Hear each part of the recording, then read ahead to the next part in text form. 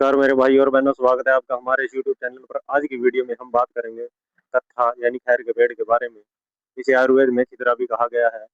हम पारंपरिक वैद्य खुद के जमाए हुए नुस्खे व आयुर्वेदिक सिद्ध ग्रंथ द्वारा आज आपसे ज्ञान साझा करने जा रहे हैं कि आज इसकी दवा आयुर्वेद में आपको कैसे बनानी है, इसका प्रमाण भी दिखाया जाएगा और घर पर आप इसे इसकी दवा स्वयं बना भी सकते हैं।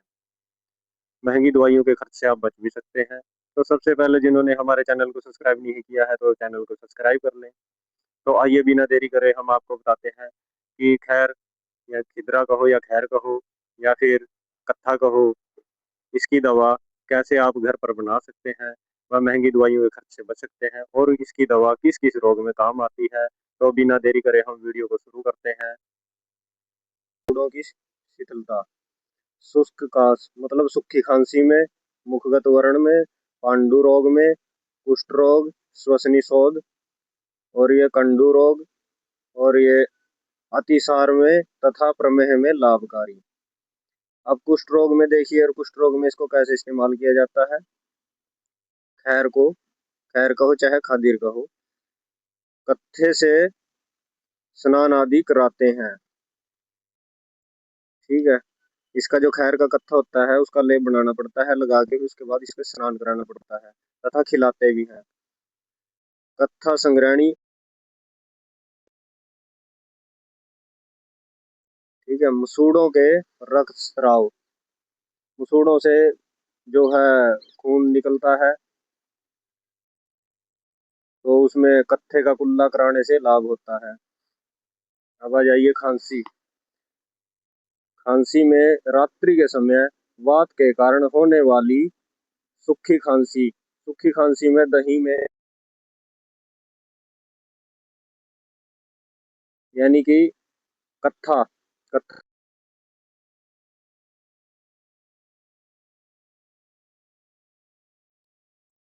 अंतः छाल के चार भाग, जो खैर का पेड़ है उसके चार भाग, बेड़ा की छाल दो भाग, उसका आधा कर देना है, और लौंग एक भाग, दो भाग से फिर एक भाग एक लौंग लेना है। इन सब का चूर्ण बनाकर दिन में 3 बार 1-1 ग्राम मधु यानी कि शहद के साथ चाटने से शुष्क काश यानी कि सूखी खांसी में आराम मिलता है। अब आ जाइए स्वरभेद कंठ दोष, जिसका गला खराब हो चुका है, आवाज नहीं निकलती, गले में खराश खराबी ज्यादा आ गई है, देखिए उसमें क्या करना है। ये तिल के तेल में कत्था मिलाकर इसमें छोटा सा स्वच्छ कपड़ा भिगोकर मुंह में रखने से गला खुल जाता है। एक तिल के तेल में कत्थे को मिला लेना है, एक साफ कपड़ा लेके उसमें थोड़ा सा कत्था डाल के कपड़े को साइड में कहीं मुंह में रख लेना है, वो धीरे धीरे गला खुलना शुरू हो जाएगा।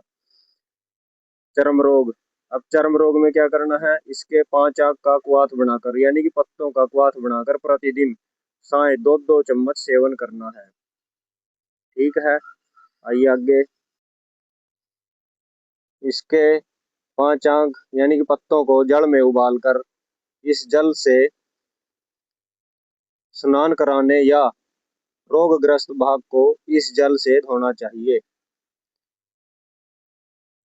अब आ जाइए खादिर की छाल तथा इसका संभाग आंवला मिलाकर बराबर मात्रा में अच्छी तरह से उबालकर इसका सेवन प्रातः साय सुबह और शाम इसमें 1-1 चम्मच आंवले का चूर्ण मिलाकर करना चाहिए। वर्ण में खादिर को जल में उबालकर इस जल से वर्ण को साफ करना चाहिए एवं इस जल में 2-2 ग्राम त्रिफला मिलाकर सुबह शाम पिलाना चाहिए। वर्ण यानी कि कोई जख्म हो गया हो भाई, ठीक है, जिसका बहुत ज्यादा जख्म भर गया उसको भी ठीक कर देता है। रक्त, पित्त, नासिका, गुदा, मूत्र मार्ग द्वार रक्त स्त्राव होता हो उसमें क्या करना है। खादिर के पुष्पों का चूर्ण, जो खैर का पेड़ है उसके जो फूल है उसका चूर्ण 1-1 चम्मच चम्मच में मधु शहद मिलाकर साय प्रातः और साय सुबह और शाम सेवन करना चाहिए। अतिसार यानी कि जिसको दस्त वगैरह लग गए हो अतिसार में, छाछ, छाछ में क्या करना है, 5 ग्राम कत्था, 5 ग्राम कत्थे का चूर्ण घोलकर पिलाने से इसमें बहुत ही लाभ होता है। यह एक प्रभावी उपचार है। भगंदर, भगंदर में, भगंदर बोलते हैं बवासीर, जिसकी बवासीर पक चुकी है, वही फोड़ा फुंसी निकलना शुरू हो गया है। भगंदर में खादिर की छाल तथा त्रिफला का काढ़ा बनाकर इसमें भैंस का घी तथा वीडिंग का चूर्ण, बायोडिंग बोलते हैं जिसको, का चूर्ण मिलाकर पिलाना चाहिए। वात रक्त में खादिर के मूल का चूर्ण, इसका संभाग आंवले का रस संभाग मिलाकर, यानी कि बराबर बराबर में लेना है, कम ज्यादा नहीं करना है। इसमें घी तथा मधु यानी कि शहद मिलाकर सुबह शाम पिलाना चाहिए। अगर आपको हमारी दी हुई जानकारी अच्छी लगे तो कृपया हमारी वीडियो को लाइक और शेयर अवश्य करिए,